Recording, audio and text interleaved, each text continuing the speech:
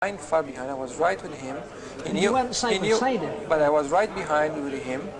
He moved to the inside line, going towards the first corner. I just chased him then, and he opened the gap.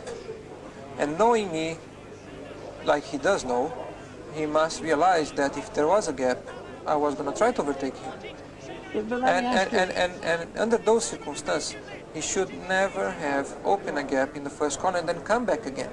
Because by doing so, he opened the gap, gave the gap, and then closed it. And in that circumstance, there was no way to avoid an incident. Right, but that only happened, Ayrton, because you saw the gap, and I accept that, you're a racer. But a mature racer has to also think, if he closes the door again, we're going to have an accident. And in fact, that was a high-speed entry. So it could have been a very serious accident. Absolutely. So wouldn't it not have been more prudent under those circumstances to have at least seen that the gap was potentially going to close? Not at all. He was in a position where he could never, under no circumstance, put his car anywhere near mine in a difficult position.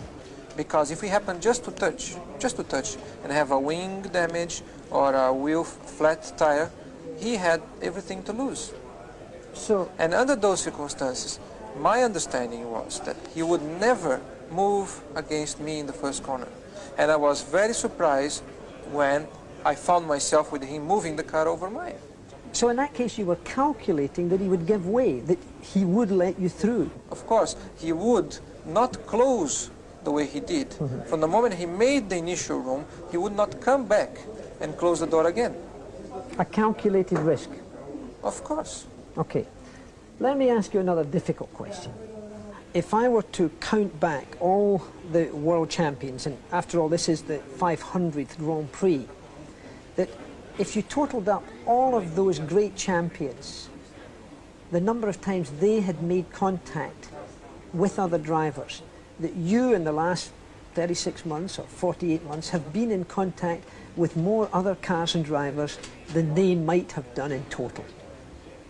I find amazing for you to make such a question, Stuart, because you are very experienced and you know a lot about racing. And you should know that by being a racing driver, you are under risk all the time. And by being a racing driver means you are racing with other people. And if you no longer go for a gap that exists, you're no longer a racing driver. Because we are competing to win.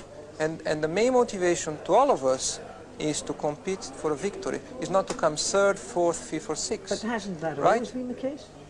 Sorry? Hasn't that always been the case of all the great champions? Absolutely. And if you go back in history, then you talk about incidents and so on, you'll find that I've been myself leading most of the races and finding back markers in front of me. And I was never involved in leading races and with other people. There were 3, 4 events only when I was leading a race in first corner and so on, like many other people have been involved in. I have to believe, though, Ayrton, that there must be some fault, and I respect totally your ability. You're the fastest Grand Prix driver in the world. I respect that. But I have to speculate that it can't all be right, that you have this many collisions, if you like. Whether it be with back markers or whether it be with lead changes, it just happens too often. Don't you question yourself? I think it's all irrelevant. All what you're saying, Jack, is really irrelevant. Because I'm a driver that won more races than anybody over the past 3 years. I'm a driver that has been on pole position more than anybody in history. And I'm a driver that won 2 titles in the past 3 years. And I don't think I cannot comprehend how you can try to turn things around to say that I've been involved in more accidents than anybody, because that is not true as well. I don't really understand the point. No, I'm sorry, I don't agree with that. Then you should go back. You should go back 10 years from the date of today and look not only the leaders. You should look the middle field and the back field drivers. I speak of the champions. And find by yourself that perhaps what you're saying is not quite right. Well, I would be happy to go back with you and go through the Fangiers and the Clarks and the Lauders and the Fittipaldis. You only have to go back 10 years, the modern Formula One. That's what we are talking about. So you feel totally comfortable that the technique of driving that you use has not in any way developed into a situation where the gap opens up and it's taken spontaneously. Because you do go for gaps, and we all have When done there it is in a our career. when there is a gap, it's designed for being in a competition at a very high level, with cars going so close that as they go today, with the same horsepower, with the same level of grip, with the same load aerodynamic.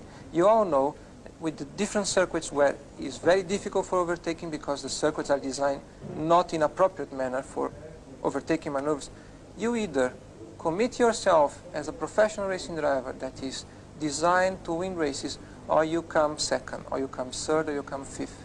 And I'm not designed to come third, fourth, or fifth. I race to win, as long as I feel it's possible. Sometimes you get it wrong, sure. It's impossible to get it right all the time. But I race designed to win, and as long as I feel I'm doing it right. Some people agree, some don't. In the end, I'm the one who is doing. I'm the one who is driving. And I can only do what speaks from my mind.